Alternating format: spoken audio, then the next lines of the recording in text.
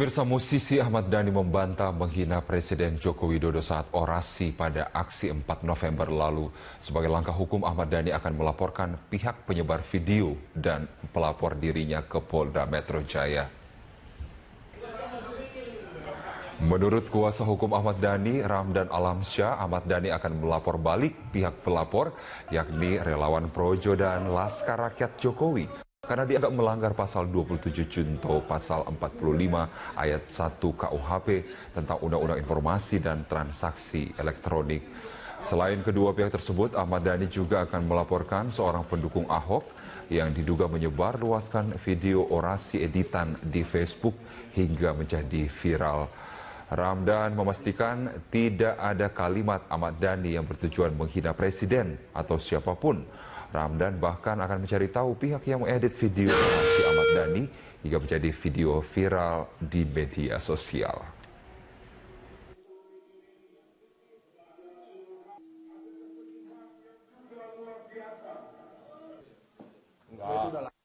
Kami yakini bahwa video atau ucapan Ahmad Dhani ketika bicara pada saat orasi tidak sama sekali saya yakini tidak sama sekali bertujuan, kan gitu, tidak ada niat bertujuan untuk menistai siapapun. Itu adalah pemberitahuan. Kenapa kok bicara berteriak? Oh jelas, jutaan, kurang lebih setengah juta orang, 500.000 orang di sana. 1 juta ada, 2,3 juta, ya, 2 juta bahkan, dan artinya apa? Ketika memang tidak berteriak tidak akan mungkin terdengar. Dan itulah yang terjadi. Video yang beredar semua tidak sempurna. Calon Bupati Ahmad Dhani dilaporkan ke Polda Metro Jaya atas dugaan menghina Presiden Joko Widodo. Menurut pelapor, Ahmad Dhani menghina Jokowi saat berorasi dalam aksi damai 4 November lalu. Musikus dan calon Bupati Bekasi Ahmad Dhani dilaporkan RLJ dan relawan Jokowi karena diduga telah menghina Presiden Jokowi. Ketua Umum RLJ Riano Osha mengungkapkan pihaknya telah melaporkan Ahmad Dhani dengan menyertakan bukti berupa video Ahmad Dhani saat berorasi dan 3 saksi. Riano menegaskan selain melaporkan secara pidana, pihaknya juga akan melaporkan Ahmad Dhani secara perdata. Ahmad Dhani diduga melanggar pasal 207 dan 160 KUHP tentang penghinaan dan penghasutan. Ini atas desakan ya, beberapa kawan yang sangat banyak sekali dari Projo dan Laskar Rakyat Jokowi untuk melaporkan Ahmad Dhani karena mereka menyaksikan ketika demonstrasi 4 November kemarin itu Ahmad Dhani melakukan orasi yang secara terbuka di hadapan massa rakyat mengatakan presiden dan lain-lain. Kami sebagai warga negara yang notabene juga adalah relawan Pak Jokowi JK ini merasa tersinggung sekali dan terganggu. Sementara itu anggota Komisi 3 DPR Ruhut Sitompul menyesalkan ucapan calon Bupati Bekasi, maksud kami calon Wakil Bupati Bekasi Ahmad Dhani yang dilontarkan saat berorasi pada unjuk rasa 4 November. Menurut Ruhut, pernyataan Ahmad Dhani bentuk penghinaan terhadap simbol negara dan harus diproses secara hukum. Pernyataan ini disampaikan Ruhut saat mendatangi Mabes Polri Jakarta untuk mendukung Ahok menjalani pemeriksaan. Ia kecewa atas ucapan Ahmad Dhani pada aksi 4 November yang lalu. Menurut Ruhut, isi orasi Ahmad Dhani memuat umpatan kata-kata kasar dan telah melecehkan presiden sebagai simbol negara sehingga melanggar hukum. Untuk itu, polisi harus peka dan serius menindak tegas dengan memprosesnya secara hukum. Sebelumnya pada Minggu malam, relawan Jokowi melaporkan Ahmad Dhani ke Polda Metro Jaya dengan dugaan kasus penghinaan simbol negara. Dalam pelaporan, relawan Jokowi telah melengkapi dengan bukti rekaman video saat Ahmad Dhani berorasi pada aksi 4 November yang lalu dan kemudian menyertakan 3 orang saksi.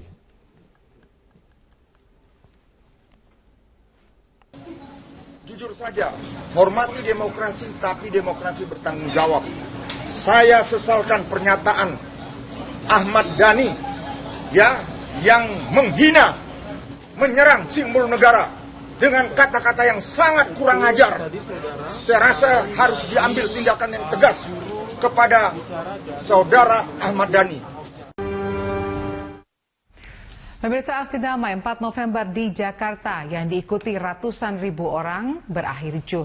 Padahal sejak siang hingga maghrib aksi besar tersebut berjalan tertib, aman, dan damai. Kericuhan yang pecah disayangkan Presiden Joko Widodo. Presiden pun menuding ada aktor politik yang menunggangi aksi menuntut proses hukum kasus dugaan penistaan agama oleh Gubernur Petahana Basuki Cahayapurnama. Sayangnya Presiden tidak merinci siapa aktor politik yang menunggangi aksi 4 November itu. Lalu siapakah sebenarnya aktor politik yang dimaksud oleh Presiden? Sebab aksi tersebut banyak diikuti para politikus Senayan. Kita akan membahasnya dalam dialog bertema siapa aktor politik 4 November. Telah hadir di studio Wasekjen Partai Demokrat Didi Irawadi dan Ketua DPP Hanura Dadang Rusdiana. Selamat malam Pak Didi.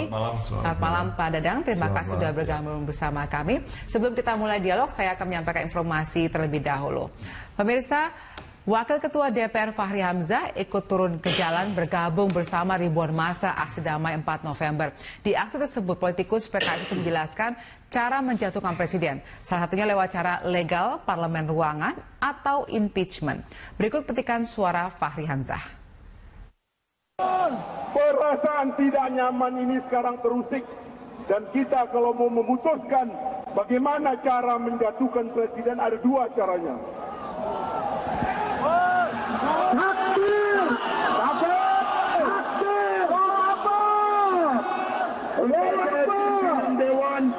Sebagai pimpinan Dewan, saya akan memberitahu cara yang legal.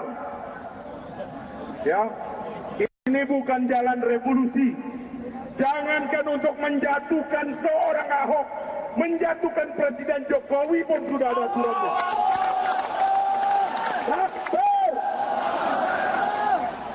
Seorang presiden ketika terbukti melanggar konstitusi, dia langsung bisa kita galang hak menyatakan pendapat bahwa presiden telah melakukan tindakan tercela, melanggar konstitusi. Maka dengan tanggapan hak menyatakan pendapat itu, seorang presiden bisa dijatuhkan melalui sidang impeachment di Mahkamah Konstitusi. Itu jalur parlemen ruangan. Tapi kalau di jalur parlemen jalanan, Habib Rizik yang lebih banyak tahu. Baik, langsung saja kita mulai dialog kita malam hari ini.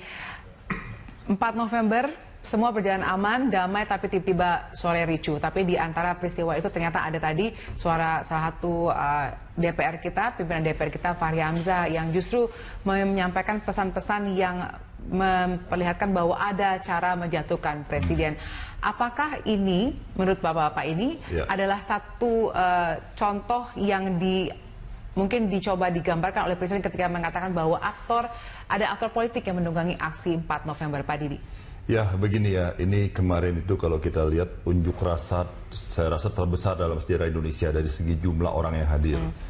Sehingga tentu suasana itu harus kita jaga sedamai mungkin ya, sedamai mungkin, sebaik mungkin untuk menghindari hal-hal yang tidak baik. Dan alhamdulillah terhindarlah yang namanya kerusuhan, walaupun ada percikan di malam hari, tapi overall apa yang dilakukan oleh aparat keamanan, kepolisian dibantu TNI, ini sudah bagus dan berjalan dengan baik. Nah, sehubungan apa yang dikatakan tadi Pak Fahri Hamzah, saya kira begini ya, ini situasi demonstrasi, situasi unjuk rasa. Saya pikir itu hak haknya beliau, silakan demikian. Tapi nyatanya kan siang itu tidak ada rusuh, tidak ada sampai jam 6 kalau kita lihat itu berjalan dengan baik. Nah, tapi saya tidak ingin menilai lebih jauh, itu haknya tentu Presiden Jokowi menilai itu sejauh mana. Tapi menurut saya di dalam demonstrasi unjuk rasa bukan di Indonesia, kita lihat di mana-mana biasa pernyataan-pernyataan yang keras, namanya kan unjuk rasa karena ada hal-hal yang mungkin diinginkan di situasi yang normal tidak tercapai. Dengan unjuk rasa itu reaksi-reaksi, ungkapan-ungkapan dan sebagainya biasa, namanya unjuk rasa tidak seperti biasa-biasa saja. Tapi saya sekali lagi tidak ingin menilai. Saya melihat sampai jam 6 sore semuanya aman, dan walaupun malam hari ada percikan, seperti di penjaringan tidak terkait demonstrasi, ternyata itu hal-hal yang lain ya. Itu penjelasan dari Kapolri. Jadi saya kira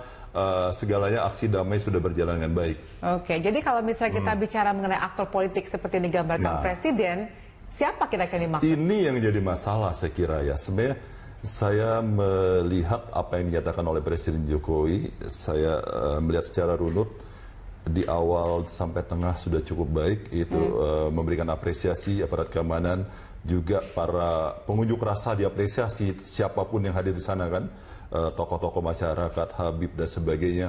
Tapi di ujungnya, di akhirnya saya kira, maaf saya katakan ini kurang tepat, kurang bijaksana saya pikir. Malah kita kan ingin menyelesaikan persoalan itu selesai tuntas, tapi menimbulkan spekulasi-spekulasi yang bisa jadi liar, maaf saya katakan liar, karena tidak sepatutnya pernyataan itu, kecuali sudah yakin ada aktor politik ya, kalau memang itu ada, ya sebutkan saja.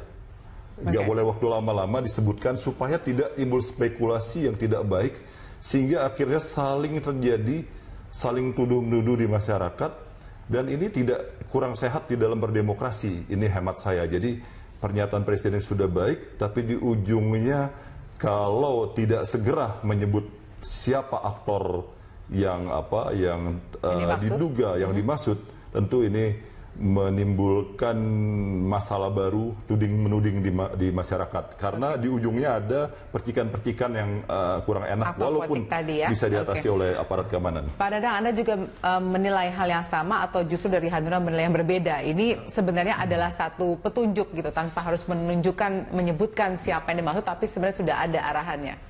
Pertama, melihat gerakan massa yang luar biasa, tentu ada aktornya. Kalau massa sedemikian banyak datang ke Jakarta untuk tujuan yang sama, tetapi di situ ada aktor yang baik, yang lurus, yang kemudian mengarahkan massa untuk menuntut misalnya satu persoalan yang nggak menjadi masalah, menuntut misalnya pelaku penistaan agama itu diberikan sebuah hukuman yang pantas.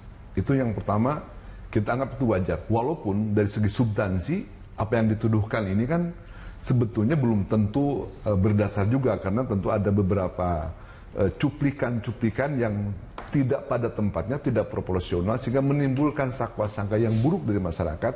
Apa yang diucapkan oleh Ahok di Pulau Seribu itu perlu kita buktikan. Itu aktor baik ya.